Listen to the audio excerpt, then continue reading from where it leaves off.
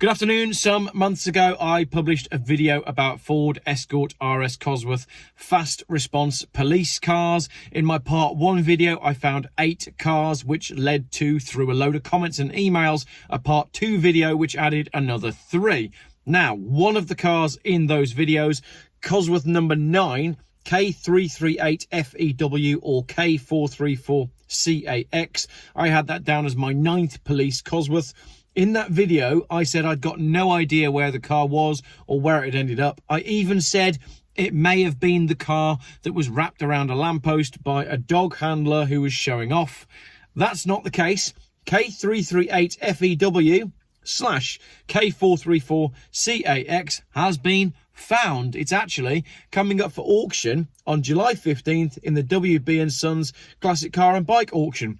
Thank you to everybody who sent this to me. That shows that you're not only are you watching my videos, but also you're keeping an eye on the classic car market. Lots of you sent me a link to this white Ford Escort Cosworth that's coming up for sale, and I even had an email from the gentleman that runs the auction. So let's take a look at the car. It's a 1993 Escort RS Cosworth, former Ford police demonstrator, sold as a non-running project with a large history file. Originally provided to the UK police by Ford as a demonstrator to be tested by regional police forces up and down the country, which resulted in Northumberland, West Yorkshire and Humberside forces placing orders for a total of 35 Escort Cosworths to be used as fast response vehicles to tackle the growing ram raid crime problem. Now, you'll remember that from my first video, but 35 Escort Cosworths.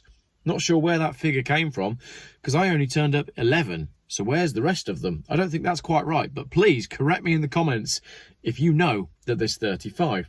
Originally registered on K338FEW while being used by law enforcement, it was then sold to a private owner and then displayed some private registrations, with the latest plate being K434CAX. The car is sold in a part restored state, with the seller advising the recent work includes an underside refresh including polybushing, AVO coilover suspension, new adjustable arms, new steering rack, solid engine and gearbox mounts and a stainless steel exhaust, along with an engine rebuild including new pistons, upgraded turbochargers and upgraded bonnet tanks. Bonnet tanks? Sold with 2 sets of keys and a large history folder containing MOT certificates dating back to the 90s, showing mileage that connects with service stamps in the service book and receipts for work carried out over the same period. Service stamps split across the 2 books total 17 stamps, the most recent at 69,000 miles in 2008 before the vehicle was taken off the road 18 months later. A rare piece of British motoring history. So it's going to be interesting to see what this car makes at auction. I think it's a very interesting car, and the fact that it's got this story, it's been featured in these videos, it's got all the paperwork, wouldn't put me off owning it at all. I would love to see someone buy a police Escort Cosworth and put it back to how it was supposed to look. Just like what my friend Steve has done with his Volvo 850. Remember, he bought an interior from me to put in his white police car that looked like that and now looks like this. Couple of comments on the Escort. On the Facebook page for WB & Sons, there were some great comments, and it's led me into another little rabbit hole, which I'll explain to you. Comment: my dad was on the RNLI down at Sea Houses, and back in the day, a drunk drove his car into the harbour at about 2 a.m. A Cosworth police car came from Cramlington, flat out, all the way to Sea Houses to respond. When he got there, it was so hot it kept spluttering and wouldn't turn off properly. Manifold and turbo were bright red with heat. Looking at what could be burn marks on the bonnet, I wonder if it's the same car. Interesting comment.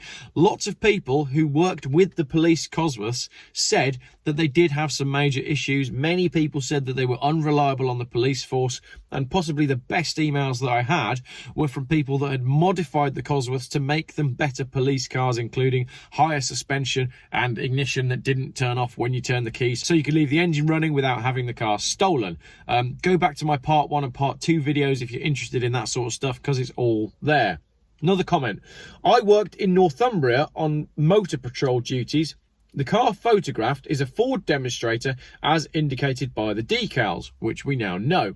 It might be my memory, but that registration number is not familiar. If my memory is correct, our ex-demonstrator was K740 something something something.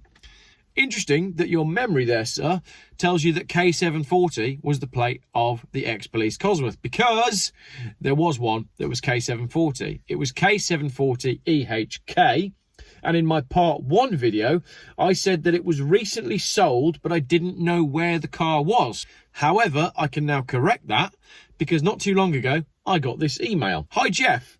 I recently sold a Fiesta R5 rally car to JD Motorsports based near Carlisle. The picture you had of K740 EHK next to the Sierra Cosworth was in one of their garages. Back in the day, I rallied an Escort Cosworth and I had a few road cars, so nostalgia took over and I took the Escort as part payment for the Fiesta. So he sells this Fiesta rally car and takes K740 EHK in part exchange against the Fiesta. There's loads of receipts with the Escort and some history. Speedo head was changed in 99 when the original was on 49,000 miles. The new one was 0 miles. No idea why, but the old MOTs show that. And there's a receipt there that shows it being done by Motortech in Stockton-on-Tees. James Martin of JD Motorsport owned K740 EHK for many years, but it was just sat in their garage, so they never MOT'd it. P.S. I will send a pic of my original Escort Cosworth rally car on Epynt Ranges. I've said that wrong, and you rally people are going to be like, Geoff, you pronounce it Epynt, Epynt, E-P-Y-N-T. It's probably in Wales, isn't it? Flat out over what is now called Barton's Jump. Here's the photo. So there we have it. 2 ex-police cars. One that you can buy and own in a couple of weeks' time. One that is now safely tucked away with a loving owner who knows exactly what he's got and intends to keep it. Brilliant. A story with a happy ending. Now, if we could just find out some more about the Swansea dog handler wrapped around a lamppost, and the one that was allegedly stolen before it was fitted with any police gear. So, as usual, my email inbox is open. Please post your answers and any additions in the comments. And yes, on police cars, Steve has finally stickered up his 850 T5 and it looks blooming fantastic. He's at a police car fleet managers expo today, and I would love to have gone and have a little walk around and looked at his car, but I'm not allowed him because I'm not police. Thanks for watching.